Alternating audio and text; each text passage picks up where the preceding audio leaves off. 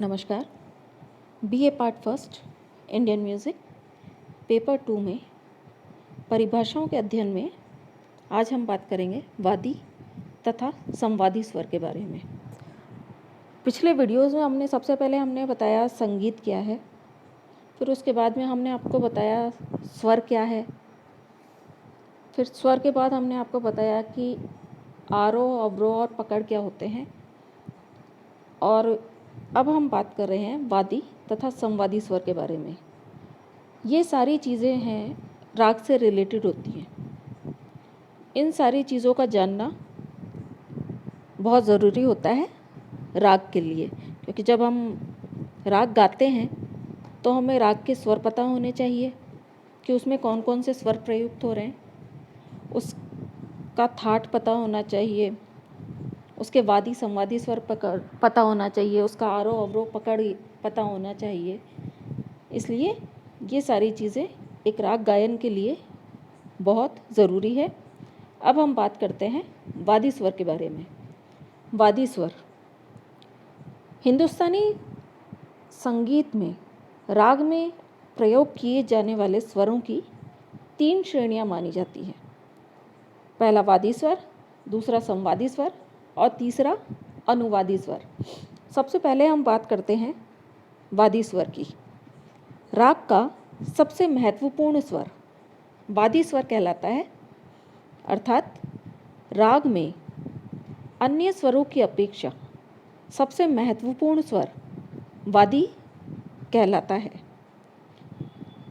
राग में अन्य स्वरों की अपेक्षा जिस स्वर पर अधिक ठहराव किया जाए और जिस स्वर को सबसे अधिक प्रयोग में लिया जाए उसे वादी स्वर की संज्ञा दी जाती है या उसे वादी स्वर कहते हैं।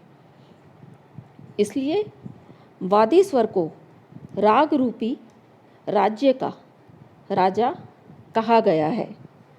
राग में वादी स्वर का इतना महत्व है कि 2 रागों में स्वरों की समानता होते हुए भी केवल वादी स्वर के परिवर्तन से दोनों राग एक दूसरे के बिल्कुल अलग हो जाते हैं या विपरीत हो जाते हैं। उदाहरण के लिए हम भूपाली और देशकार, ये 2 रागें हैं। इन दोनों रागों में समान स्वर लगते हैं। मध्यम तथा निषाद स्वर दोनों में वर्जित हैं। बाकी सभी स्वर शुद्ध हैं, अर्थात दोनों रागों में सा रे ग प ध स्वर प्रयोग लिए जाते हैं, किंतु वादी संवादी के परिवर्तन से दोनों राग एक दूसरे से बिल्कुल अलग हो जाते हैं। भूपाली राग में गंधार वादी है और संवादी ध है, जबकि देशकार में ध वादी है तथा गंधार संवादी स्वर है।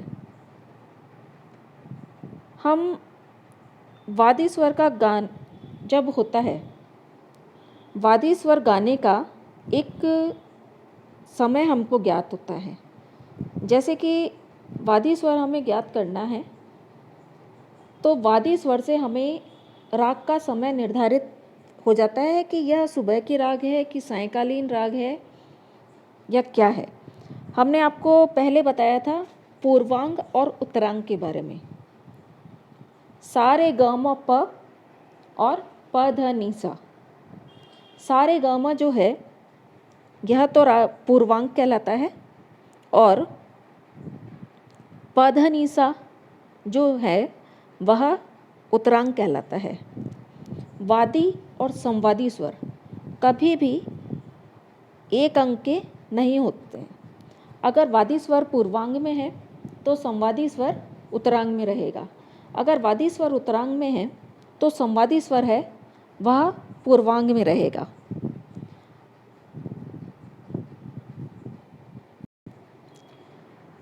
जैसे किसी राग का वादी स्वर अगर सप्तक के पूर्वांग यानी कि सा रे ग म में से कोई है तो उसका जो गायन समय है वह दिन के पूर्वांग में यानी कि दिन के 12 बजे से रात के 12 बजे तक, इस समय के बीच में किसी समय पर होगा। इसके विपरीत अगर वादी स्वर जो हमारा है उत्तरांग में यानी कि प ध नि सा में से कोई एक है, तो उसका जो गायन समय है वह रात के 12 बजे से दिन के 12 बजे तक होगा। यानी कि अगर पूर्वांग में स्वर है तो दिन के 12 बजे से रात के 12 बजे तक, और उत्तरांग में अगर स्वर है हमारा तो रात के 12 बजे से दिन के 12 बजे के मध्य हमारा गायन समय होगा। अर्थात वादी और संवादी स्वर राग का गायन समय निर्धारित करते हैं। वादी स्वर के विषय में एक बात और कही गई है, वदति इति वादी, अर्थात वादी स्वर से राग पहचाना जाता है। इसलिए वादी स्वर को प्रधान स्वर, जीव स्वर, अंश स्वर अथवा कुछ विद्वान इसे बहुल स्वर भी कहते हैं। समस्त हमारे जो भारतीय रागे हैं उनमें देखने से ज्ञात होता है कि तीव्र म तथा शुद्ध निषाद किसी भी राग के वादी स्वर नहीं माने गए हैं। इसका मुख्य कारण यह है कि किसी भी राग में तीव्र म अथवा शुद्ध नी को इतनी प्रमुखता नहीं दी गई है कि उन्हें वादी स्वर का स्थान दिया जा सके। यानी कि हम जो गाते हैं वादी स्वर हमारा पूर्वांग उत्तरांग में से होगा, पर जो तीव्र म है वह मुख्यतः बहुत ही कम रागों में होगा या ना के बराबर होगा किसी राग में। शुद्ध नी का प्रयोग है वह कुछ ही रागों में दिया गया है, क्योंकि वादी और संवादी स्वरों के बीच में 9 से 13 श्रुतियों का अंतर अथवा 4 स्वरों की दूरी रहनी चाहिए। अर्थात जैसे हमारा वादी स्वर गंधार है तो संवादी स्वर मध्यम, पंचम और धैवत, यानी कि चौथा स्वर हमारा धैवत आ रहा है तो धैवत हमारा संवादी स्वर हो जाएगा। अगर हमारा रे वादी स्वर है तो उधर हमारा पंचम स्वर संवादी हो जाएगा। यानी कि 13 श्रुतियों का अंतर या 4 स्वरों की दूरी रहती है। यह एक नियम है वादी और संवादी स्वर जानने का। यह तो हुई हमारे वादी स्वर की बात। अब हम बात करेंगे संवादी स्वर। संवादी स्वर राग का द्वितीय महत्वपूर्ण स्वर कहलाता है।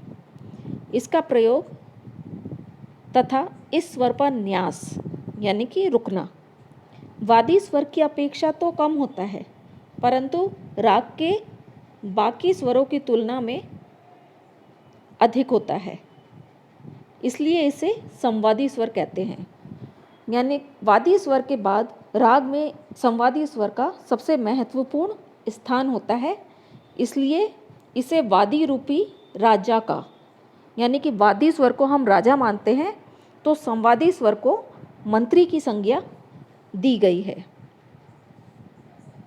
क्योंकि यह स्वर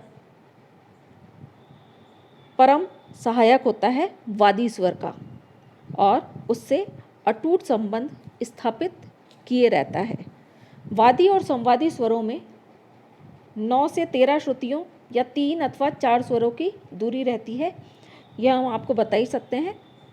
यानी और दूसरे शब्दों में हम यह कह सकते हैं वादी संवादी स्वरों में षडज मध्यम या षडज पंचम का भाव रहता है। इसका तात्पर्य यह है वादी संवादी में से अगर किसी को षडज मान लिया जाए तो दूसरा स्वर उसका मध्यम या पंचम होगा। यानी कि हमने आपको जैसे बताया अगर रे हुआ तो उधर प होगा, गंधार इधर पूर्वांग में है वादी स्वर तो उत्तरांग में धैवत उसका संवादी स्वर होगा। अगर धैवत वादी स्वर है उत्तरांग में तो इधर गंधार पूर्वांग में संवादी स्वर होगा। दोनों वादी और संवादी स्वर एक ही अंग में नहीं आएंगे, या तो पूर्वांग में या उत्तरांग में, दोनों स्वर एक अंग में नहीं आएंगे। पूर्वांग हमारा होता है सारे ग म प और प ध नि सा हमारा उत्तरांग होता है। तो एक अंग में नहीं आएंगे क्योंकि वादी और संवादी स्वर में 9 से 13 श्रुतियों का अंतर होता है, या षडज मध्यम या षडज पंचम भाव रहता है। इसलिए इसका हमेशा ध्यान रखना है कि वादी और संवादी स्वर कभी भी एक साथ नहीं आएंगे। वादी संवादी के विषय में एक नियम यह भी है कि दोनों स्वर सप्तक के एक ही अंग में नहीं होते। यह हमने आपको बता ही दिया है, और इस नियम के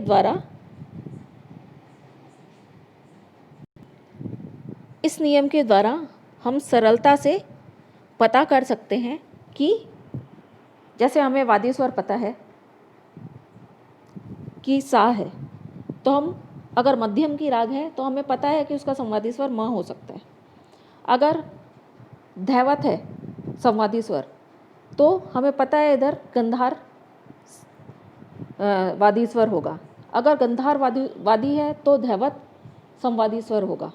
यह नियम हमें दोनों स्वर एक ही सप्तक में नहीं हो सकते, अर्थात पूर्वांग और उत्तरांग दोनों अलग अलग में होंगे। यह नियम याद रखने से हमें वादी और संवादी स्वर याद रखने में बहुत अच्छा सरलता से पता लगा सकते हैं और अच्छी तरह से हम यह ज्ञात कर सकते हैं। तो ये बात हुई हमारे संवादी स्वर के बारे में। वैसे हमें वादी और संवादी स्वर के बारे में ही आपको बताना था, पर वादी संवादी स्वर के अतिरिक्त राग में जो दूसरे स्वर प्रयोग में लिए जाते हैं उन्हें हम अनुवादी स्वर कहते हैं। यानी कि वादी और संवादी, जैसे हमारा गंधार धैवत वादी संवादी हो गया, तो उसके बाद सा रे म प नी जो हैं वह अनुवादी स्वर कहलाएंगे। अगर 5 स्वरों की राग है तो उस हिसाब से वादी संवादी स्वर को छोड़कर जो अन्य स्वर होंगे वह अनुवादी स्वर कहलाते हैं। अनुवादी स्वरों का इतना ज्ञान यह सिर्फ आपको बताने के लिए है कि इन स्वरों को अनुवादी स्वर कहते हैं। उदाहरण के लिए मालकौंस राग में मध्यम और षडज, यानी कि ये इसके वादी संवादी स्वर हैं। इसके अतिरिक्त जो स्वर लग रहे हैं उन्हें अनुवादी स्वर कहेंगे। यह सिर्फ आपको बताने के लिए है कि बाकी स्वरों को अनुवादी स्वर कहा जाता है।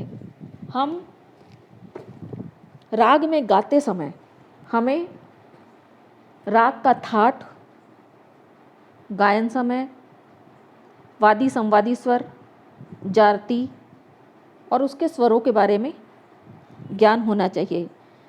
हमने आपको स्वर के बारे में बता दिया है। आज हमने बात करी है वादी और संवादी स्वर के बारे में। वादी और संवादी स्वर से हम राग का गायन समय भी पता कर सकते हैं, यह भी हमें पता चल गया है। अगले जो है हमारा वीडियो होगा उसमें हम बात करेंगे रागों की जाति के बारे में, कि रागों की जाति किस प्रकार से बनती है। ये जो हमने वीडियो आपको बताया है यह आप अच्छे से सुनिए, समझिए। अगर कुछ प्रॉब्लम हो तो आप कमेंट कीजिए और इस चैनल को सब्सक्राइब कीजिए। धन्यवाद।